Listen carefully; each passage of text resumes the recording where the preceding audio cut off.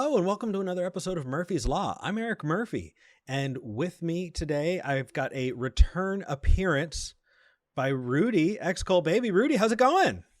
It is going well. It would be better if I had a working air conditioner, but other than that, I am just dandy. Oh my goodness, you must be melting right now. Yes, I am. So I sincerely appreciate you still doing this. Thank you. There was another call that we had kind of talked about after the last time that you were on Murphy's Law, and it was about, well, you know what? Let me just dive into this caller, and we can share. Will in California. Will, you're live with Eric and Rudy. You remember Will? I remember Will. So kind of after the fact, before we dive in, what did you think of the call? Was there anything specifically that you wish that you could change or adjust, or do you want to revisit that after we review it?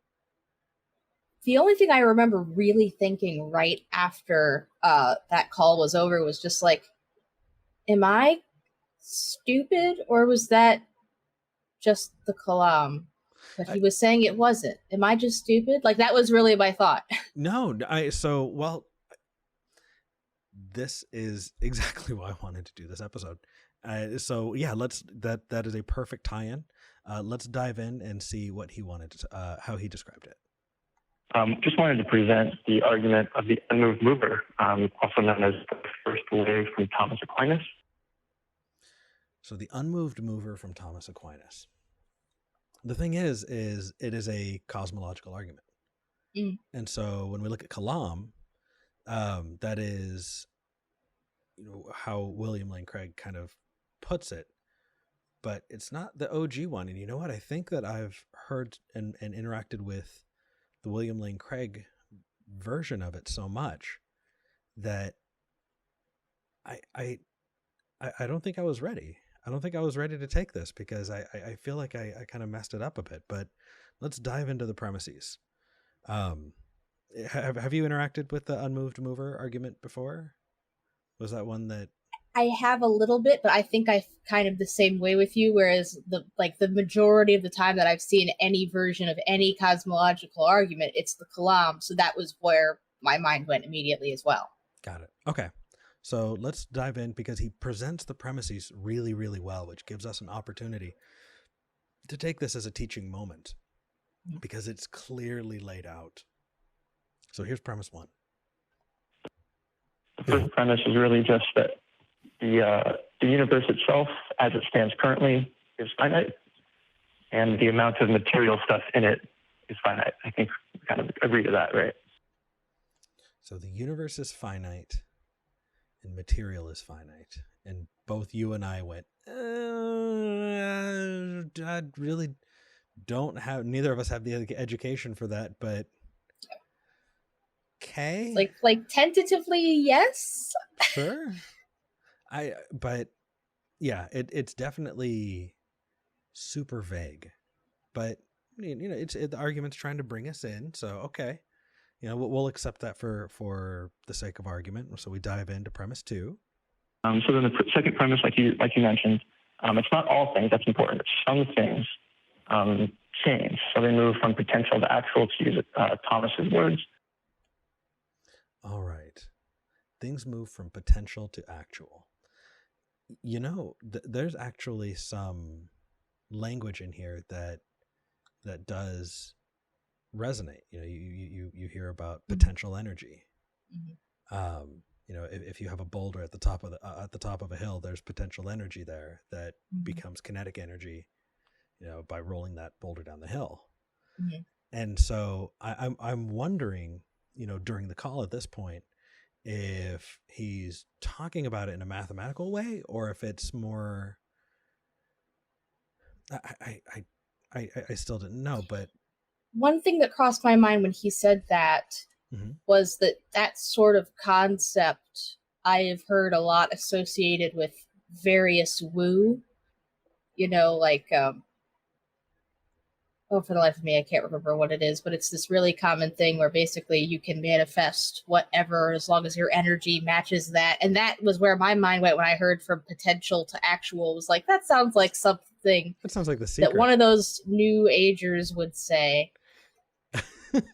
I could see that. I could see that. So in the context of the way Aquinas puts it, or you know what, actually let's go through here first, and then I'll bring you what I found afterward. Gotcha. The next step is things do not move themselves, but rather something else. Things do not move themselves, rather something else moves them. True-ish. I mean, I move myself when I move. It totally depends on what you're talking about. Now, yeah. At least the way that that I kind of interacted with that before is taking that to infinite regress, right? So you move yourself, yes, but that's only because you exist, and you exist because of your parents, and your parents exist because of theirs, going all the way back to, abiogenesis, and then the formation of the planet, and going all the way back to the Big Bang. And so that's the usual line that I've gone down, is talking about, special pleading and infinite regress. But that's not exactly where he goes. And so I start to lose the thread. Let me first give one more piece from our caller. So then there's a difference between these causal links. One would be accidentally, an accidental series, and one is it's called different things, an essentially ordered series or a causal series. Okay. So we've got all the pieces now. We've got accidental and causal series. We have potential and actual. And these are all different ways of describing things being put into motion. Right. And so I tried to summarize it to see if we were on the right page. Okay. And so if we rewind time all the way back, is that where we're going?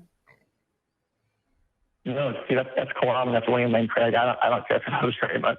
I think that's wrong. This is in this moment. So... that's where I really stopped following. Well, and the thing is you and I both push, this is a cosmological argument. This is a cosmological argument. In the way that this has been presented, this is a cosmological argument. Well, actually, I'm going to show you what the response was at the end. Now, there was something else here that I want to talk about afterward, but first, I want to show how the call ended, because both of us were kind of scratching our heads, wondering if we had kind of talked past each other. Mm-hmm. And so we wound up saying... I want you to call back and see if you can phrase it a little differently, because I want to understand what you're saying. And maybe for my part, I will watch this episode back and re-listen and try and get what you're saying. And this is what we're doing. Yeah, which we did. Absolutely. Okay. So I've got a little bit to share, and I know that this is probably, really back to basics, but I think that people could really stand to learn, a couple of these things. Number one, this is what St. Thomas Aquinas looks like when I Photoshop parts out of his arm. But it's a rough haircut. Right? The friar tuck, I think is what it's called. Yeah. But so we have St. Thomas Aquinas, and he had this argument. I know, it's a lot of words. I'm going to read it out, though.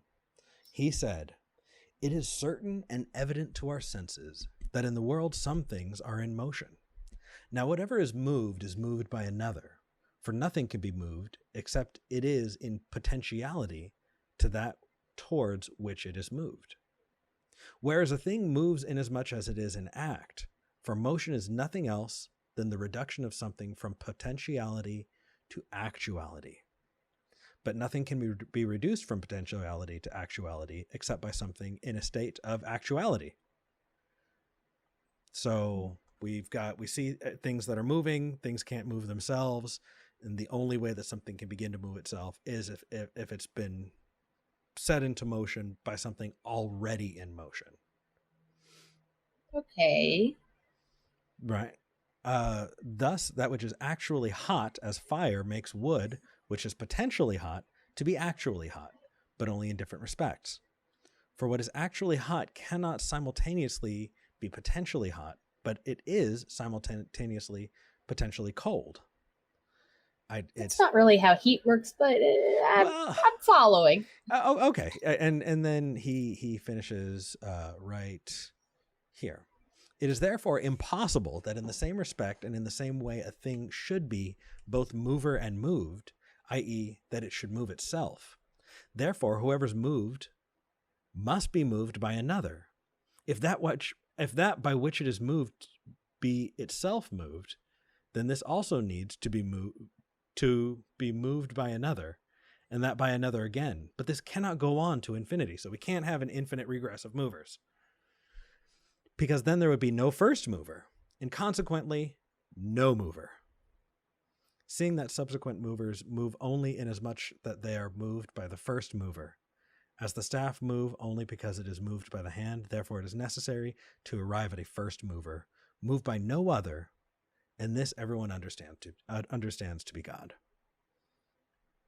So there's Anselm, word for word, this original argument. Now, we can definitely see this infinite regress piece happening.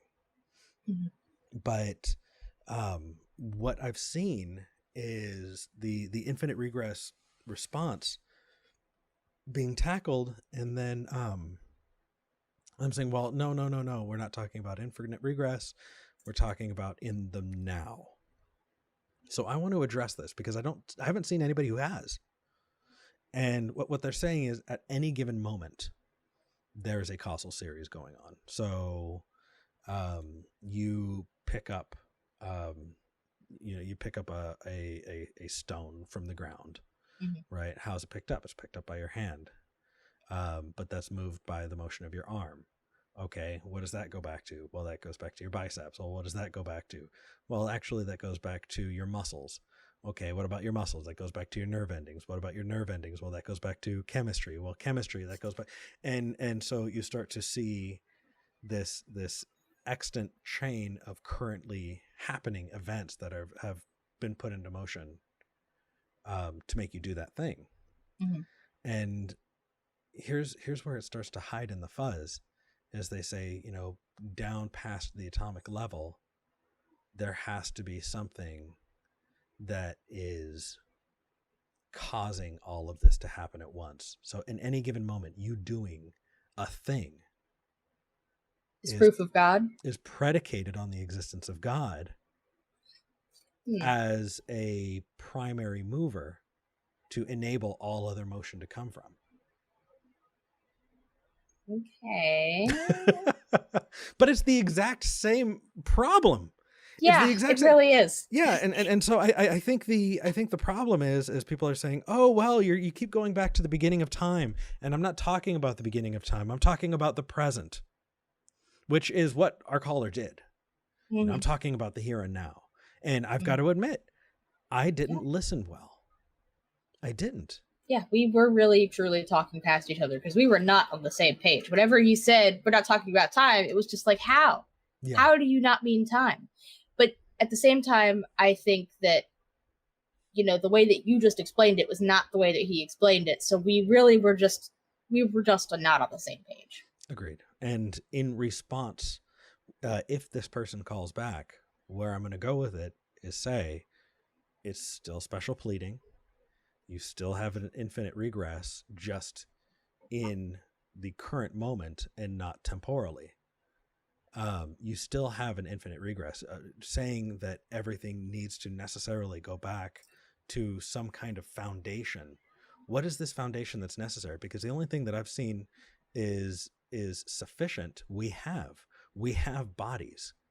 We live in a physical universe. And if we're not going back to the very beginning of time, but we're talking about events taking place moment to moment, well, it's just like Laplace.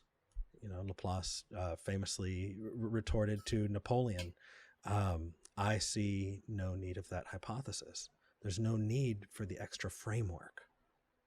Yeah, and it is funny because it's like now that I fully understand the argument, I understand that it's not Kalam, but at the same time, it exactly still is because it has all the same problems. Yeah, it's still a cosmological argument for sure. Yeah, but and in a lot of ways, it seems worse.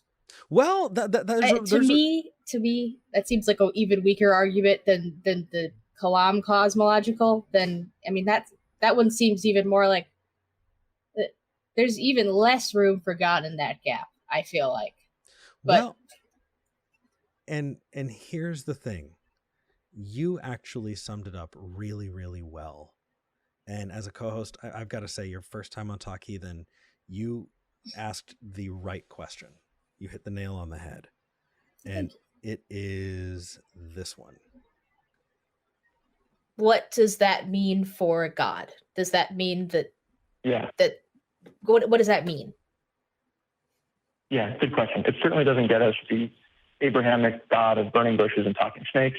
What it does get us is an immaterial thing that is eternal. It's always been.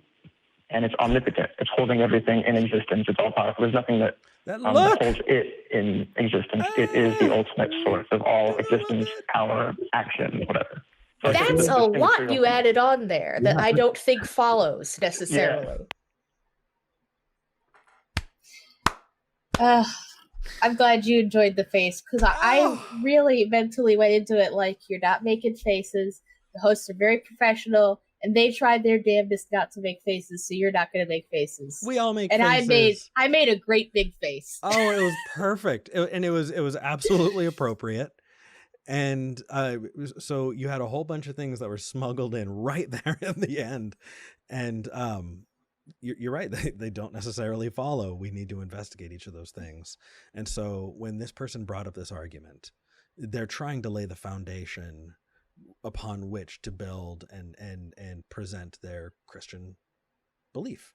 Yeah, and a lot of the things that he was saying were foundational, just even if I granted all the premises of the argument, would not have followed from that argument. Right. I mean, we could have cut the call right at the beginning and said, cool, let's say you're right. Now what? Mm-hmm. And sometimes that works, but sometimes it's like you want to explore it. You want to see where it is that they're going with it, and if it has some bigger meaning to them. Or sometimes when people call in, they have their evidence for God, but that isn't really the thing that made them believe. So we have to get to that. Yeah. But each of these is a teaching opportunity, and I think that there are plenty of people who have heard the cosmological argument referenced, or like us, had mostly interacted with the Kalam. And so seeing it presented a different way, seeing it brought out, and yes, we could just cut it out by going, okay, so what? By having this person go through the premises and by interacting and meeting him where he was, I think we were able to teach people something. I think we were able to communicate, and we were able to learn too. So, yeah, I mean, obviously I did. I certainly didn't understand that argument fully before, and now I do. Well, and as a skeptic, though, your response just was fantastic. Really, it really was. Thank you. Rudy, this was a ton of fun. Thank you again for recording with me. So this episode is airing the day after my birthday. Oh, happy birthday. I'm excited. Yeah. So anyway, that's neither here nor there. Rudy, how can people find you? Oh man, you can find me on pretty much any social media with the username xcultbaby. If you can't find me under xcultbaby, then I don't use that social media. That's pretty much just how it is. Except for Facebook, which uses my actual name, so I don't use that one as much. But yeah, of course, my YouTube channel is the main place to go. I don't have any recent videos on there except for a live stream of my new house, unfortunately, but I will soon, because as you can see, my studio is getting set up. I've got stuff going up, so I will be back to recording very soon. Rock on. I look forward to it. If y'all haven't checked out Rudy, go into the description for this video, click the link and go subscribe. Rudy, thank you again for joining me. I hope you have an awesome rest of your day. Thank you. And you too. Will do. All right, that's it for another episode.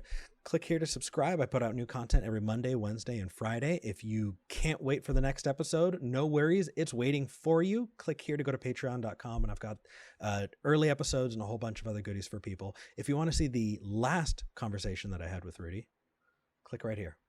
I'll see you next week.